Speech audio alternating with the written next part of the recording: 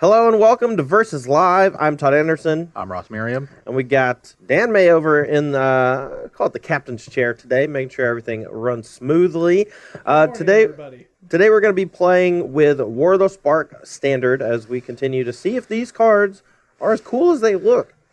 Yeah, a lot. We're in the early days of preview seasons. We're getting more and more stuff every day. The early weeks tend to be when you see some of the splashier cards from the set because they want to make a big impression right from the start. So we've definitely got a lot of cards that read as constructed playable, and it's our job to figure out which ones actually are and which ones are just pretending. The Savage Knuckleblades, if you will. Don't you talk smack about Savage Knuckleblade. Were you a fan of Savage Knuckleblade? In Modern, yeah. Modern? Yeah. I had two in my Team or Twin sideboard multiple times. Dude, it was so good against Liliana the Veiled. They go, Liliana the Veiled, tick up. And you play Savage Knuckleblade, give a haste, and attack and kill the Liliana. That's pretty sweet. Right? Okay. I'll give you that. Okay. That's all I needed. Regardless, we've got 6 new decks. A couple of mine have been inspired by lists that were on the premium side of Star City Games this week from some of our writers. We'll point those out as they come. Mm-hmm. But I'm going to be starting with an update on the Arkbow deck that I played 2 days ago on Tuesday.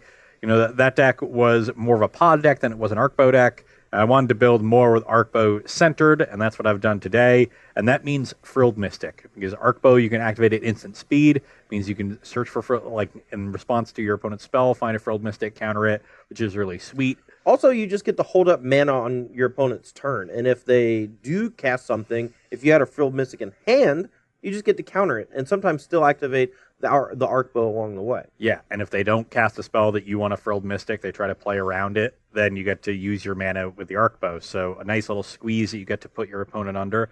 We've got a couple copies of the new Vivian, Champion of the Wilds, which gives your creatures flash, so you get to squeeze with everything. Mm-hmm. And then I'm pairing it with the Explore package, which gives you a lot of extra cards to feed to Arkbow, is something that you can dig for with Arkbow. You have your Wild Growth Walker, you need to find that Shadelight Ranger to put yourself out of burn range or stabilize against the aggressive deck, or just make your Wild Growth Walker big enough to start pressuring a control deck. So it tightens the synergies of those, with giving you more access to just more copies of the Explorer creatures, the Wild Growth Walkers. So accentuates those and gives you more fuel. Mm-hmm. And then we've got 3 copies of Fibblethip, which is really good with Arkbow. It is pretty good with Arkbow. We had it with Prime Seeker Vanisfar earlier in the week, and along with those Arkbows. Here, we're just going a full-on kind of you're not... I think that Prime Seeker Vanisfar is a... trap? That's a good word for it. I was going to say it's too cool, right? It's cute. Yeah, it is too cute to really... do much of anything. It's 4 mana. Obviously, if you get it online, if you get activated multiple times, it's going to be busted. But the strength of something like Birthing Pod was never in, the fact that it's you could tutor it up or whatever. It was just you could cast it that turn, activate it that turn, and get your engine online immediately. It also was just difficult cheaper to interact with. It was difficult to interact with as an artifact instead of a creature. So I think Prime Seeker Vanisfar just having Summoning Sickness means that if you want to be even remotely playable, you need to use that alongside Rhythm of the Wild. I think that's just step 1. Now, as far as Fibblethip is concerned, which I guess is that how you say it? Fibblethip. Fibblethip? Fibble? Yeah, there's no vowels. Say it again? Fibblethip. Well, it sounds like you had an I in there. Fibblethip.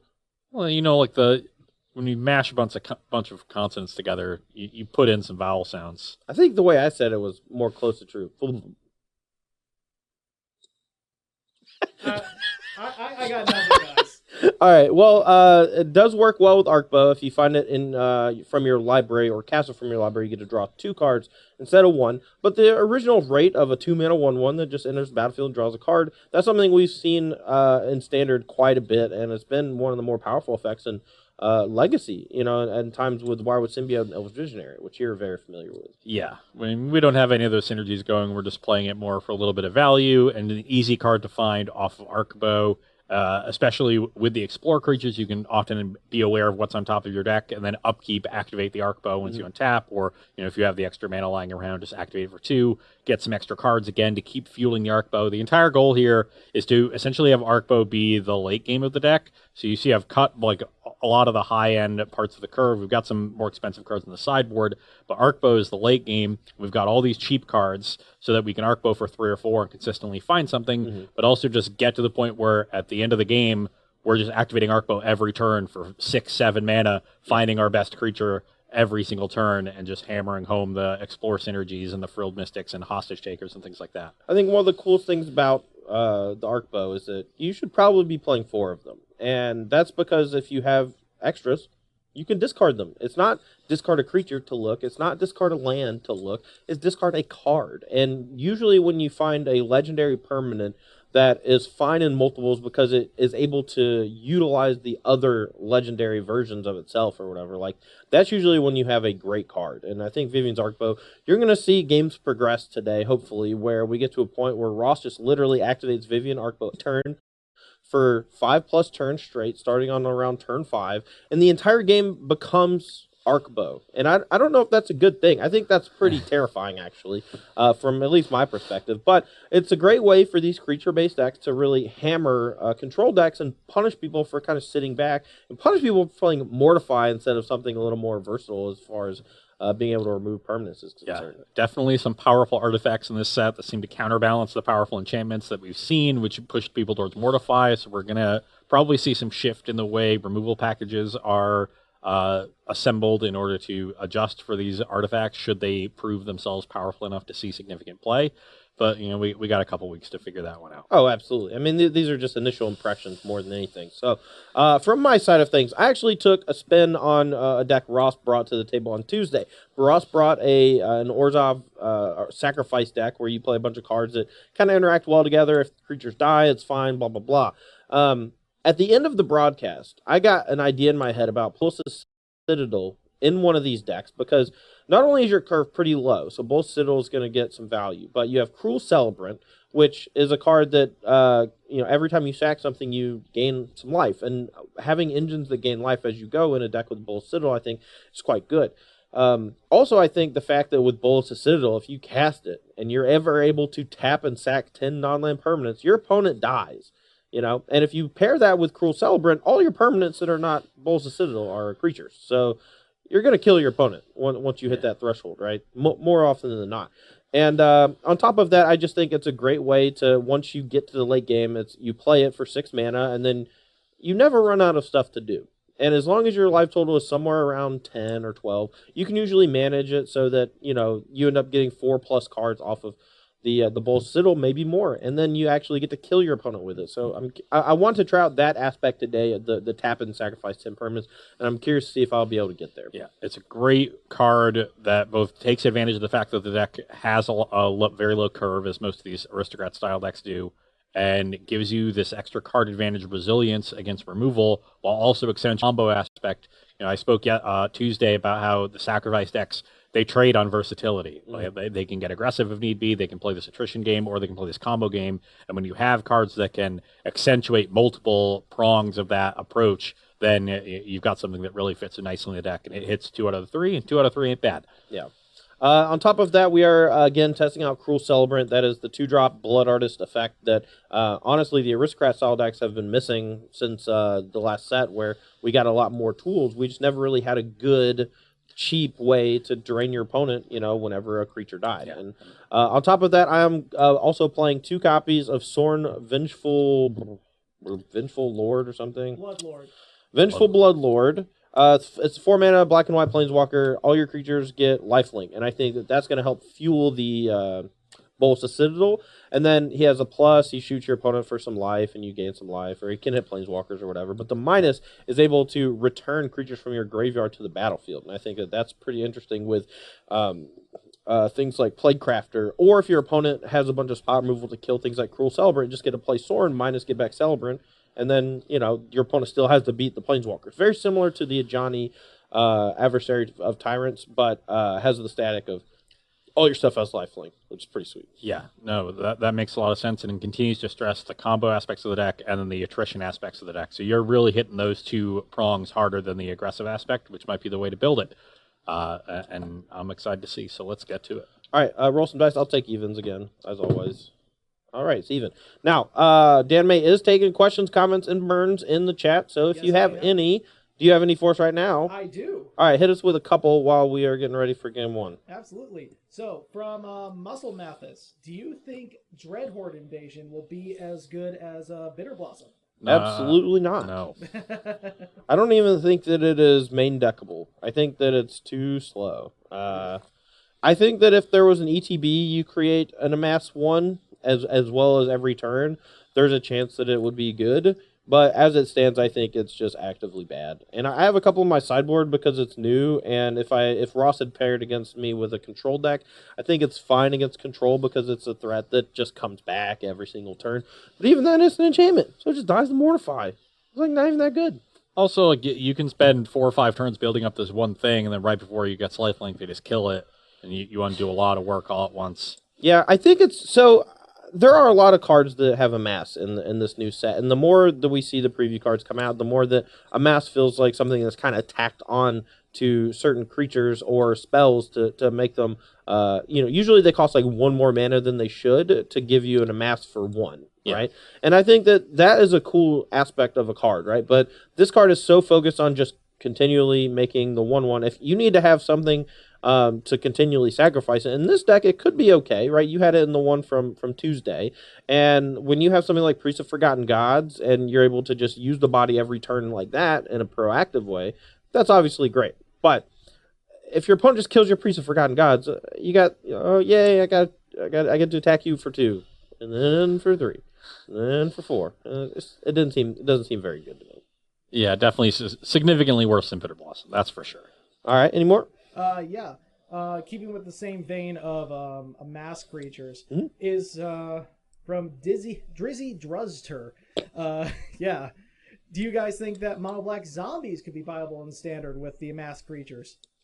I do think that there is some merit to making a big army token. Like I think that there's it's like later today I'm playing the blue and red one that makes 1 for every instant sorcerer in your graveyard, and I have a feeling that there's going to be a game where I make like a 4/4, and then 5 turns later I make like +7/+7, attack you for 11, thud, kill you. And I think that's something that could happen, and I think that there's a potential for an aggressive version of the deck that plays a bunch of these amass cards, and you start to get like a slightly bigger army token over the first 3 or 4 turns, and then all of a sudden, all this, as long as it's efficient along the way, you could be attacking with like a 5/5 or something on turn 4, and I think that's pretty cool. Yeah, I just don't see a lot of power in a lot of the amass cards, and then I'm wondering, like, what are the tribal payoffs for being a zombie deck? Like, there's a zombie lord around, right? Maybe. Who knows? Is that good enough? Like, we have the mono white aggro deck gets to play an all creature lord. So, I always you basically have to compare any low curve aggressive deck to mono white or Azorius aggro, and it's kind of hard to compare to that deck. That deck has a huge density of good 1-drops, multiple good 2s, 2 of the most powerful 3-drops of the last 5 years probably for an aggressive deck, and 2 convoke cards that are just insanely good. Yeah, and then ways to cheat on mana for really powerful effects. So how much better are we getting from going with with this mono black deck? And I just don't see it. Yeah, Dreadshade ain't it. Yeah. All right, let's go ahead and get to the games, because I think that this might be a grindy one. All right, well, my opening hand is very good. I think if we get to a grindy stage in the game, I'm pretty favored. So okay, let's hope they're grindy. Right, you get to be on the play. I'm going to go to 18 and play a Hunted Witness. Here you go. I was about to play a card, and then I was disappointed. Classic. I do that probably once every 3 tournaments, where I just start a game playing first, where I lost a die roll, and my opponent's always like, "Dude, what are you doing? Come on." I'm always super worried that they think I'm trying to get one over on them or something, and I'm just an idiot. All right, I'm gonna go and try to get Priest of Forgotten Gods online, and I think I'm actually okay attacking. I doubt he'll trade, so we'll attack for 1. Yeah, I definitely don't want to trade against the priest when I'm not taking a creature off the board. Here you go. 19. Ugh. This isn't gonna go well. I think that's just the strength of Priest of Forgotten Gods, and I think that I wanted to showcase it a bit in this matchup in particular, just because I think that this is going to be a fairly popular 17. archetype in the new format. Arkbow and an elf. You can go. All right. Well, I'm about to do a thing. Whoa. Whoa. Whoa. Whoa. Well, now it's just easy. Attack. 16. Oh, you shocked. Okay. Yep. Footlight Fiend. Ugh. Cruel Celebrant. Shoot these two. I'll get a 1/1. You lose 2 life. 14. You draw a card. I'll draw a card to make Oh, 2 black mana. And I lose 2 life off this. Yeah. So I'm at 12, you're at 22. No, oh, right. 2 from this and 2 Yeah. from this. And then I'll play Gutter Bones. Here you go. Gross. And my hand is Playcrafter and Midnight Reaper. Gross has been called. Ross was making fun of me for putting Footlight Fiend in my deck, by the way. Just so you know. No, I wasn't. I'm pretty sure you did.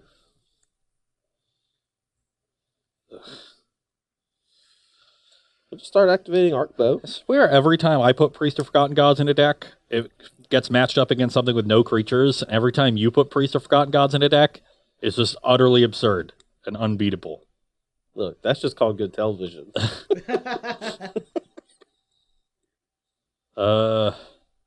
Look, you can concede. We'll play like a 5-game set. You know, I won't draw Priest of Forgotten Gods every time. Okay, I know what I need to do to win this game, and it involves casting this Branch Walker. All right. We hit a Woodland Cemetery. Nice. I'll play a tap Reading Pool and pass the turn. All right. Draw. I will play Midnight Reaper. Yep. I will tap, sack these 2, make you sack. You take 4 damage. 3. Or no, I keep 2 thinking from this this and 2 non-token, from this. but it's not. Yeah, 2 from this and 2 from this. So I'm at 8. You go to 8. I go to 22, I think. 24. You gained 2 life last turn, too. I shocked early. Okay. You might have Yep, missed it. then 22.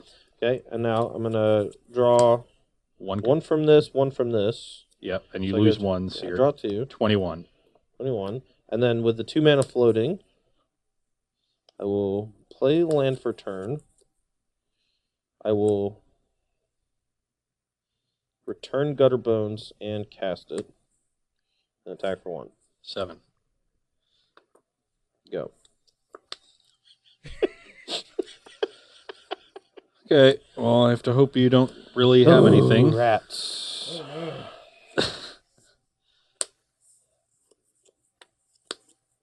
Alright, I'm going to cast a Playcrafter. I'm going to sacrifice Playcrafter. I'm going to drain you for 1. I'm going to draw a card. Get back Priest of I'm Forgotten dead. Gods. On board. Okay. Hi-ya! Alright, we're going to play... Let's try to play 5 games. Let's just play quick. Or at least just play one more pre-board. I want to see your deck function pre-board and vice versa. And I will... Tell you what, I'll put every Priest of Forgotten God on the bottom of the deck. How about that? No, I want you to play straight up. Okay. I needed to be on the play that game. I think if I'm on the play, I have a decent shot. Oh, yeah, I mean, if you get to turn 3 hostage taker, steal my 2/3. I wouldn't have had Black Man at that point, but I would have been able to Frilled Mystic, like stop you from. I guess you actually went 1 drop into 2 drops, so the Frilled Mystic wouldn't have been enough. Mm-hmm. But maybe I have enough time to like get ahead of the. The Edicts wouldn't have been nearly as good on the draw. The Edict with the Footlight Fiend was just backbreaking. Yeah. All right, any comments, questions, concerns? Before we go any further, shout out to Sparrow with a resub, 7 months in a row. Dude, Woo-hoo! thanks, Barrow. Appreciate it. Alrighty. Draw 7. 1, 2, 3, 4. And just a 6. quick question Yeah. from FineSeed123. With all the new Planeswalkers and all the new legendary creatures being added, do you think there will be a deck that will be able to abuse Mox Amber? Oh, absolutely. Absolutely. A bunch of cheap Planeswalkers, all giving Mox Amber some life. Fibblethip, a 2-mana legend that's actually good, giving it some life. Works well with Master Thopterus in general. I had 2 in my deck on Tuesday. It's possible that I should just be, a little heavier on Mox Amber and Legends. How's your opener, sir? It is quite good. Mine is not nearly as good, but I'm going to keep. I will start on Lenore Elves. Go. Let's play a Branch Walker. Mhm. I'm going to put that in the gray. No, that can stay there. Play this tapped. Pass the turn. All right. Play a Priest of Forgotten Gods. Your turn. Still. I didn't have one drop to begin with, so might not Attack be for as 3. good. 17. You can go. Ooh. Frilled Mystic strat, huh? Ruh-roh. I'm in trouble. I'm in danger. Yeah.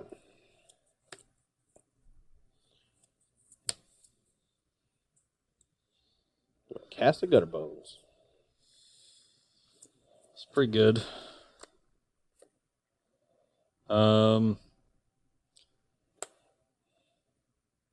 Yeah, I think I let that one resolve.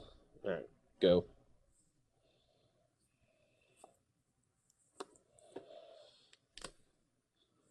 Attack for 3. All right. 14. Pass the turn. Attack. 18.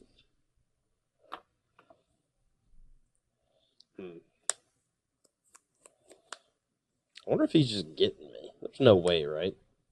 There's no way he's just not casting anything.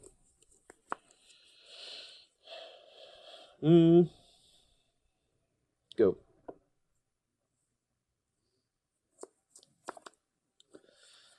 I'll Attack find for 3. like one more cheap thing to cast so I can get through 11.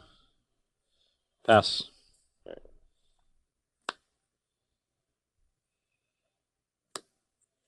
Footlight Fiend. Ugh. Why do you keep doing this to me? I don't think I can let Todd get the 2-for-1 dealing with the elf too. So I'm going to Frilled Mystic the Footlight Fiend. All right. I will land for turn.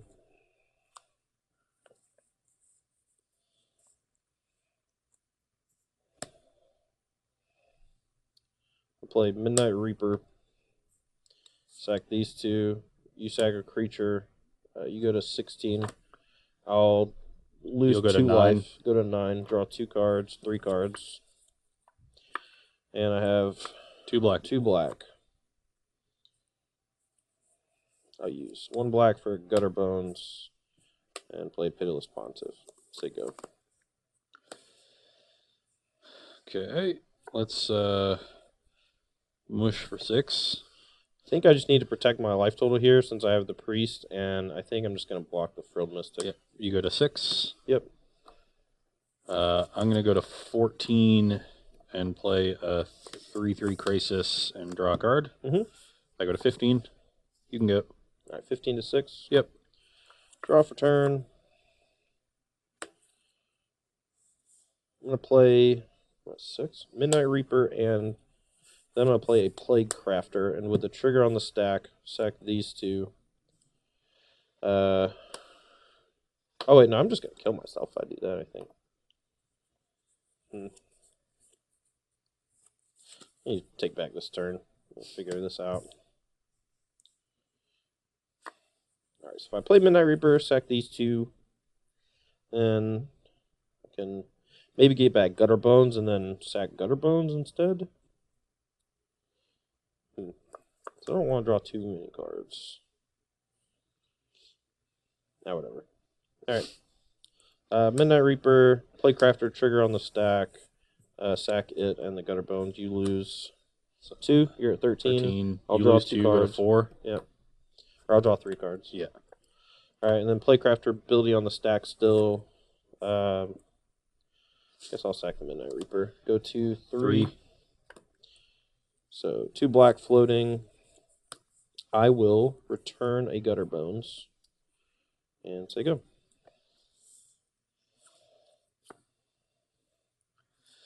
That seems pretty good. As long as Todd doesn't have another Playcrafter. Yep. You can go. Well, we didn't draw the... I have Bowls of Citadel, but I just can't do anything with it. Which is unfortunate. Yeah, Midnight Reaper, not exactly a combo with Citadel. No, it's not. That's something to keep in mind. But if I'd had the life gain card going this whole time, I'd be in much better shape. Maybe I just played anyway? Alright, play my land. Play Gutterbow. Go. Attack you to 1. Yep. Play this thing. Mm-hmm. And Did you shock yourself? no. Why'd you write down you going to 11? Oh, no, you didn't. I'm sorry. 13 to 1.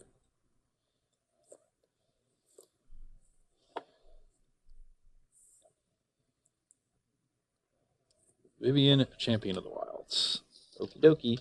I will. -2. No, I should have played this first and just given this vigilance. Sure. Let's imagine I did this. Sure.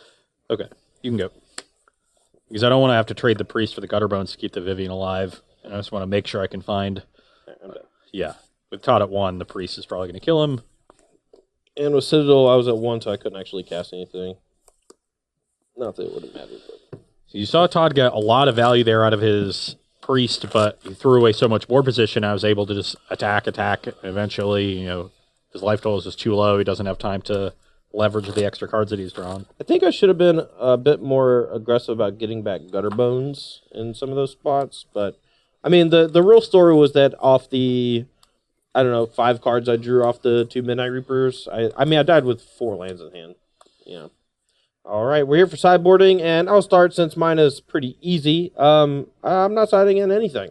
I kind of want to side in Vraska's Contempt and Obnixilis Cruelty, and I think what I would side out would be some of the more expensive cards like Sorin, Vengeful Bloodlord, and Bolt Citadel, but since they're new cards, I just want to keep them in the deck. So I just want to try them out. All the other cards are kind of like these intricate pieces that I really need like a lot of them working together in order to function. So we're just going to leave it as is and kind of fight through all the sweaty hostage takers that Ross plays. On my side, we're sort of streamlining the removal. Todd's curve is significantly lower than mine, which makes it hard for Frilled Mystic to put in a lot of work. Agreed. So we're trading those for cast downs, which is just an easy, cheap answer to Priest of Forgotten Gods. I think if I handle Priest, I should be able to outgrind Todd pretty effectively. I think his deck is pretty bad at dealing with Planeswalkers, so I'm bringing in the Vivian Reed, which also can deal with Bolas' Citadel. And then Biogenic Ooze is good against Priest, just creates this big battlefield, and the value it generates is hard for Todd to deal with. And we're cutting the Swift Wardens, which are mainly here as additional flash threats to combine with Frilled Mystic, and a way to, be good against spot removal, which Todd doesn't have any of, so not a good card in this matchup. So we're becoming less flashy and more just, straight value attrition, play this grindy game, and then use Arkbow as our end game to make sure we don't run out of gas. And we're not going to be getting super tricky with it. All right. Any questions or anything from the chat, good sir? From Herp the Derp 117. Why is there no Elenda in your deck, Todd? The Dusk Rose. It costs 4 mana. The bar for costing 4 in this deck is pretty high. It's competing with Sorin, and I just wanted to try out Sorin. A lot of times in Versus Live and when we're making content, if there's a new card that kind of sits on top of an older one that might be better, we're going to try out the new one before we try out or play the old one. But there's a good chance it's perfect for the deck. It makes a bunch of extra tokens that are fodder for things, and I do think it's a solid card. Yeah. I think it's kind of underpowered for what it does. And that's certainly fair. And this is quite the hand. One more from Endless Facepalm. Is the new Teferi broken? I wouldn't say it's broken, but it's good. It does a broken thing. Making things that should be sorcery speed be instant speed is definitely cool. I actually think the reverse part of it, the static ability that makes their instant sorceries way more powerful. That card is really strong against control decks, I'll say that. Making your opponent play everything at sorcery speed is huge. Plussing to be able to play things at instant speed is cool. And then the minus is fine. Bounce and draw a card. That's pretty good. For a 3-mana Planeswalker, I don't think you can really ask for a whole lot more. And I think it's certainly going to see some play in some decks. I just don't know exactly where yet. I want to play that card with Frilled Mystic, too. Yeah, bounce my Frilled Mystic, counter your stuff. They have to play into it. I have to mulligan this hand, but I wanted to show it to you first because it's comical. Island, 2 cast down, Jade Light. Nice. Oof. That's a Jim Davis tweet. Yeah. In a nutshell. All right, any more while we're chilling like villains? Absolutely. From Fox Tim Fox, do you think Aristocrats is in the right shell for the Citadel? Or what other shells would you put Balsa Citadel in? So we're just seeing how the card feels for now. I think that this is one of the more unique shells for it because it gives you a way to generate a bunch of extra cards as the game progresses. We saw that game, though. Ross just beat me down with a 3-2 because a lot of my creatures are a bit weak. And I'm not sure if that's going to be commonplace or not, but for the most part, I just felt like I didn't have enough time, you know. And with Priest of Forgotten Gods and Playcrafter, I'm not actually building a large battlefield. It's not like we have Lingering Souls and things like that. So it's possible that I'm just not using it correctly. And again, this is another spot where perhaps the Dust Rose might actually be quite good because it generates a bunch of extra permanents, which in turn can be sacrificed to that Bolus Citadel with the tap ability. So I think that it has some combo potential in older formats because alongside a bunch of 0 mana artifacts, they don't deal you damage. You put a bunch of permanents in play. You play 1 Voltaic Key, use that to untap the Bolus Citadel, and you can kill your opponent straight up. You know, Yeah. It's a bit wonky though. All right, how's your 6er? It was solid, and the top card is perfect. All right, I really need to draw lands. So, but this is going to be one of the bad draws. Look, man, I ain't trying to block. I'll go to 18 and play Landwells. Oh, turn 1 Landwolf every time. This one I had to scry to the top, though. Attack. So it's 16. All right, and I'll play a Cruel Celebrant. Your turn. I will play Hinterland Harbor and Fibblethip. Nice. You're up. Draw. Now, here is where Ross would really like to trade with one of my creatures, and this is where Midnight Reaper actually gets really good. So I'm actually fine trading this for the Elf if he double blocks, and if not, I just get in more chip damage. I will take 3, go to 13. Your turn. And that is because I have Hostage Taker. Hostage Taker. Yeah, can't beat this card. Probably should have a bunch of kill spells You're in my deck after sideboard. Ooh. Tilt. Go.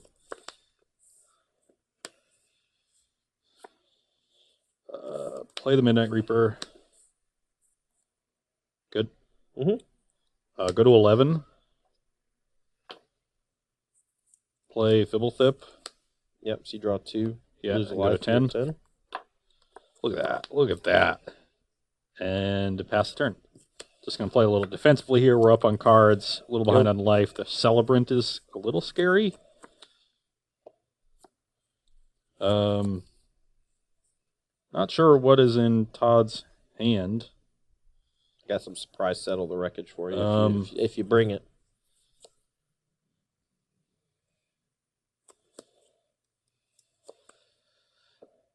But let's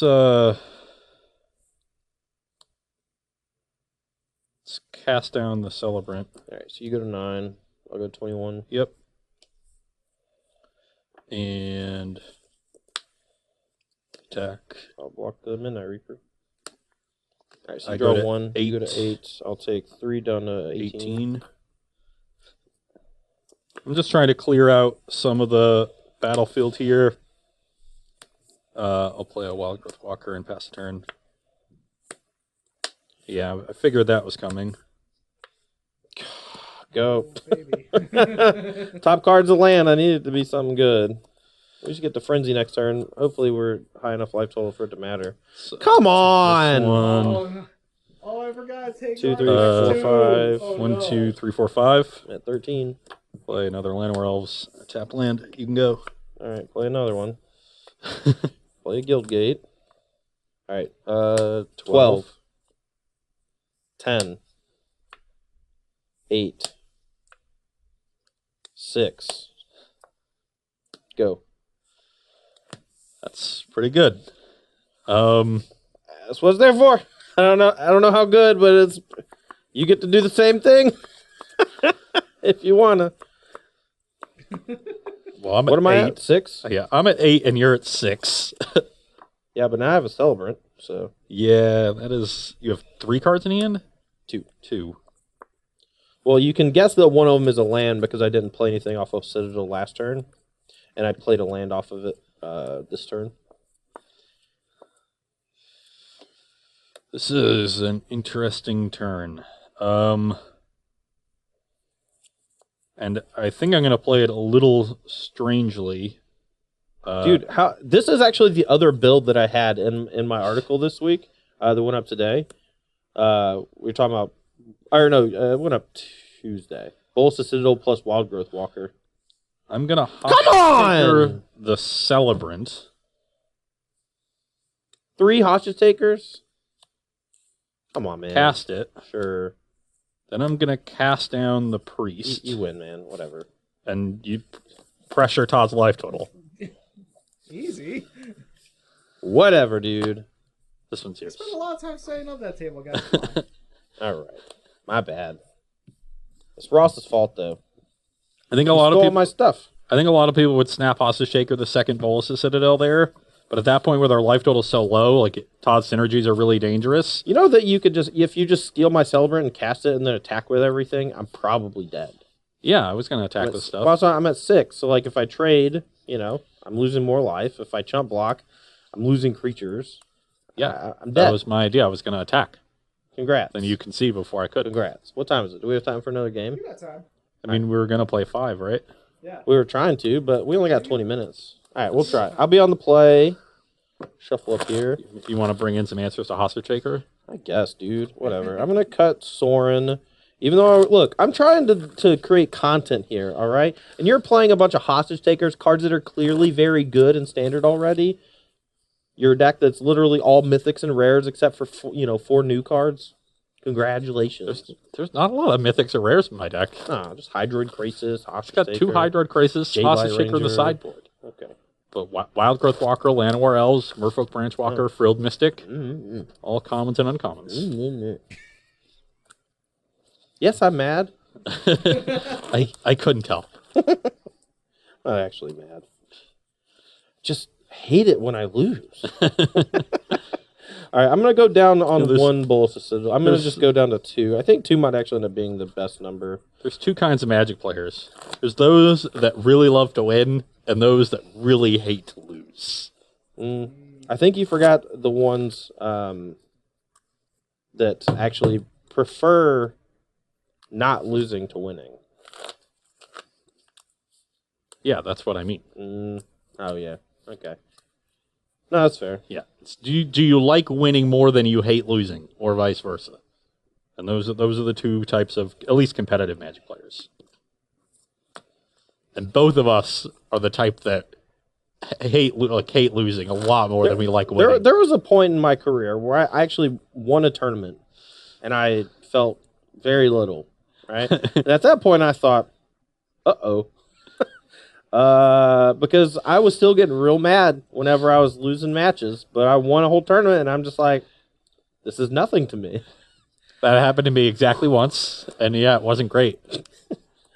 I'm not getting my fix anymore. All right, I'm going to keep my hand, but it's kind of mopey. My hand is also a little mopey. All right, go. Well, you made your hand mopey by putting Orzhov I Guildgate. have 1. And I have like a bunch of half white cards, half whatever, and like, is this even good? Go. Oh no. I wasn't sure if I wanted to start off like this. I probably should just cast Gutter Bones last turn. Please hit a spell. Okay. Just didn't want to lose this thing to a Footlight Fiend. I'm going to leave that on top. Try to hit one of Todd's more synergy-laden cards. Just didn't have it. I'll take 3, go to 17. Your turn. Let's play a Vivian plus on the Branchwalker and attack. Okay, I'm at 17. 17 all, you can go.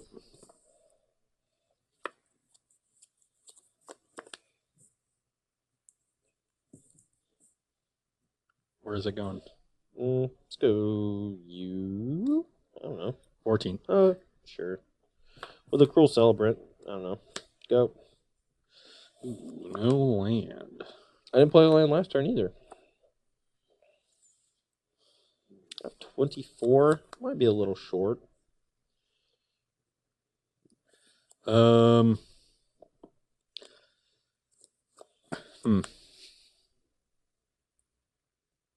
draws that feature Priests of Forgotten Gods and the draws that don't in this deck are wildly different. Yeah. I'm not sure which creature I want to cast down. I think it's the Pontiff. Because I have enough life, yeah. All right, 13 to 18. Having a chance to deal with a card like that is so rare. Yeah, 13 to 18. And now I should probably just plus again.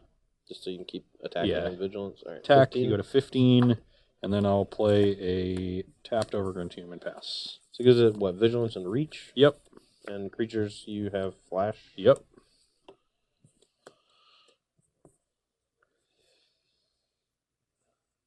Okay. Attack for 3. You. Nice. Little Animal Elves and block the Footlight Fiend. All right, you take. So I'm going to take 1, 2, 3, 5. 3, 4, 5. Yeah, I go to 8, you go to 17. Yep, here we go. That was a pretty good draw. Minus top 3. Wow. Did you miss? No, I did not. Aw. You said, wow. It's either real good or real bad. I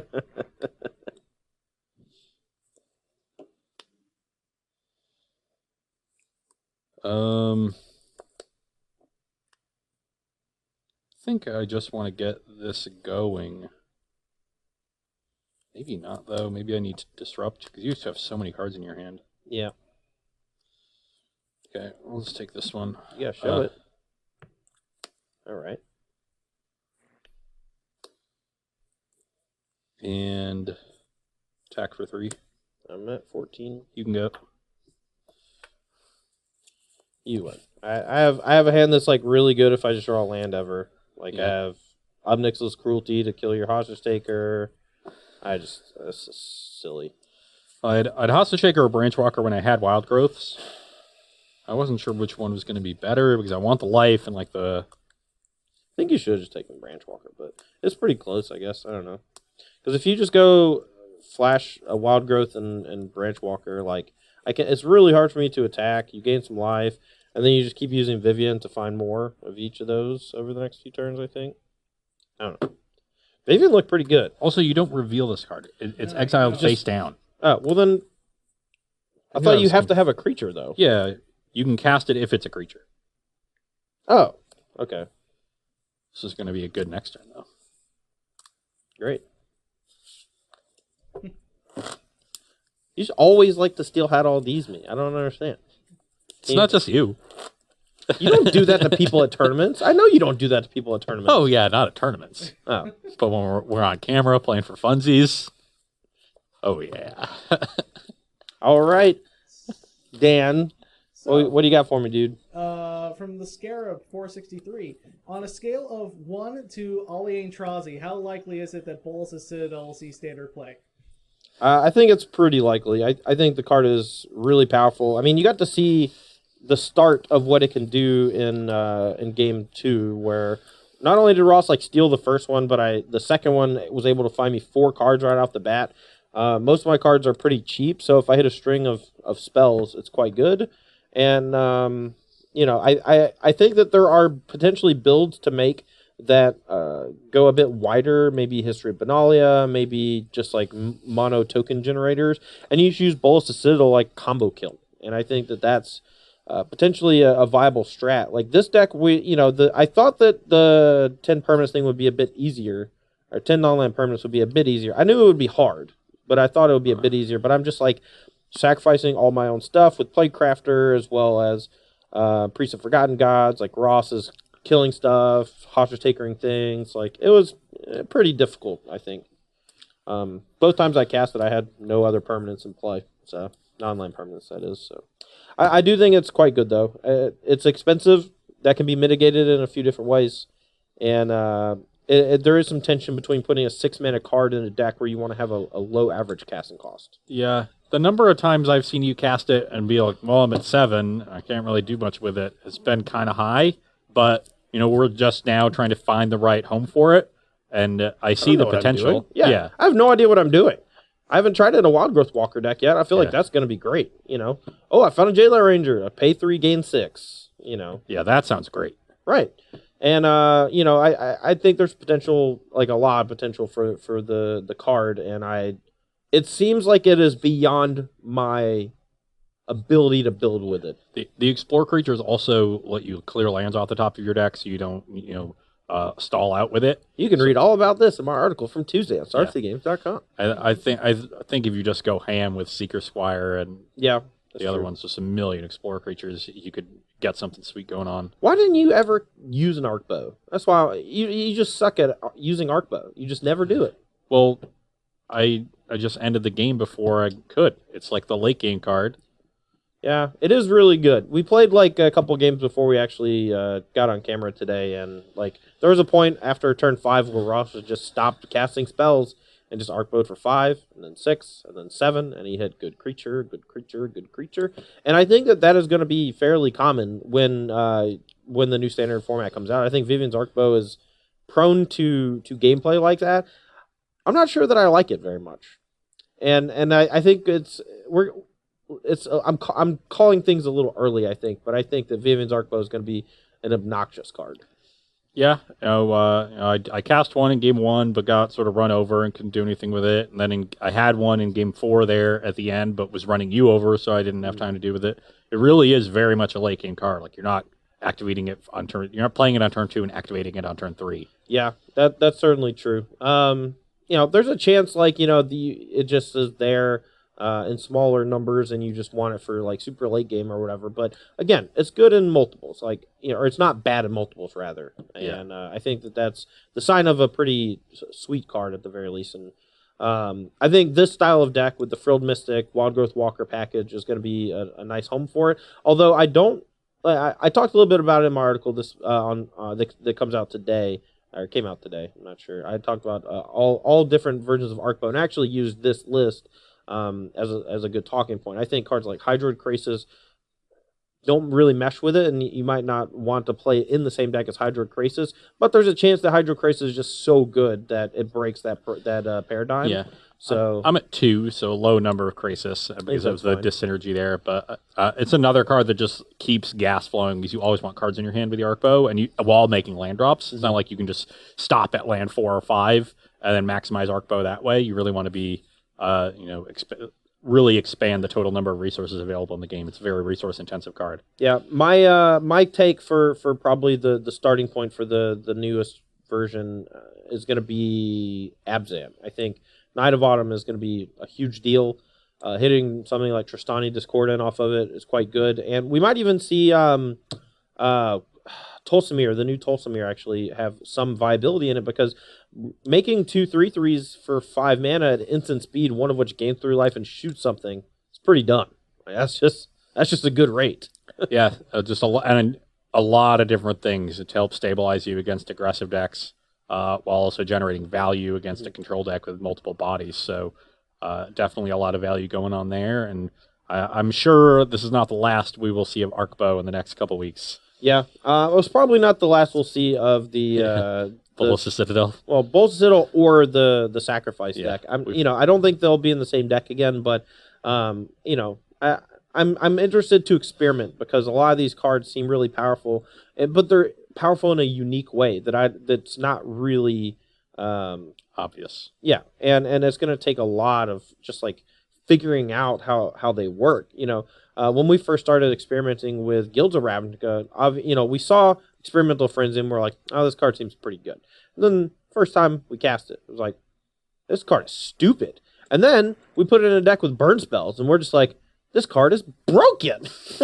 Yeah, it was just insane. And I don't know. Do we have any questions before we move on to the next matchup? A couple people were suggesting possibly pairing Arkbow with Wilderness Reclamation. It's too far. It's a bridge too far. Just use it for 5 or 6 you don't gotta go big just because it's got X in it. Reclamation doesn't really pair well with creatures. You want to pair Reclamation with instants. Arkbow, I think, is just great on its own. You're going to hit your land drops naturally with Jade Light Ranger and things like that. Just when you get to 5 mana, just start activating every turn. Stop doing other things. Other things are worse. You also want to be going over the top with Reclamation, casting really powerful things, whereas Arkbow is more of this grindy attrition card that keeps gas flowing and keeps you finding more relevant cards, turn your spells into your lands into action. That's really not what Reclamation is trying to do. Reclamation pairs really nicely with Expansion Explosion and Nexus of Fate, these really big powerful effects. So I don't think those two cards play well together at all. Yeah. Last but certainly not least, a couple of people were asking about Bolus of Citadel and Ad Nauseam, but fun fact, you cannot use Bolus of Citadel for Ad Nauseam because the very distinct difference is that with Bolus of Citadel, you have to pay life. And when you're at 1, you cannot pay life that you don't have. Yeah, that's actually come up before with fetch lands with Phyrexian Unlife. Now, Phyrexian Unlife makes it so you don't actually lose the game for going to 0. But once you are at 0 or less, you are no longer allowed to pay life for anything. You don't have life to pay. Shock lands. You don't have life to pay. You can't go to negatives paying. It's like, Still kind of cool in not in like modern Ad Nauseam, but like in place of it's like similar effect to Ad Nauseam in like Legacy Storm. All right, here's the thing. Here's something I just What if we just ritual that card out? Here's the thing. Bolus Citadel, empty the Warrens, 10 you. That only tens them though. Yeah, just untap and do it again next turn. I don't know, but I mean, yeah, the fact that Modern is focused on red rituals instead of black rituals means that it's probably going to be a bit harder to cast. But you still have Lotus Bloom, and I'm not positive, but I'm pretty sure you can cast Lotus Bloom off of Bolus Citadel. I know people were talking about there's a new 2-drop red zombie that whenever it attacks, you can cast an instant or sorcery out of your graveyard for equal to its power or less. Casting cost equal to power or less. So you can cast Ancestral Visions off of it. Bolus of Citadel, it says you may cast the cards from the top of your library, and you must pay life instead of mana. So pretty sure all zeros are free, and Ancestral Visions free. Lotus Bloom's free. Yeah. The thing is, Lotus Bloom doesn't really help with Bolus's clutches because you have to cast spells with life anyway. Yeah, sure. But shut up. Just saying. That's it for me over here. I read the card. All right. Well, we're going to take a short break here on Versus Live. We got more Magic coming up for you over the next few hours. Next up, I'm playing my Sweet Izzet Thud deck. What are you playing? I got a Dimir Legends deck courtesy of Sam Black. Ooh. So we got some more Fibble Tips and some Mox Ambers and a bunch of sweet legendary cards. Yeah, I love it. My Izzet deck it looks a lot like those old Izzet Drake's deck you saw, but we actually get to be a little more threat dense because one of our threats is a sorcery, which is sweet. The blue and red one amass X equals number. It's a sorcery in your grave. I can tell you exactly what the card does. I can tell you what the art is. I can't tell you the artist. It's like card number like 135 probably. I don't know. We know what the card is. All right, but that's what we're doing. Todd's playing an Izzet deck. No one's surprised. We'll be back in a few minutes. Yeah, don't go anywhere.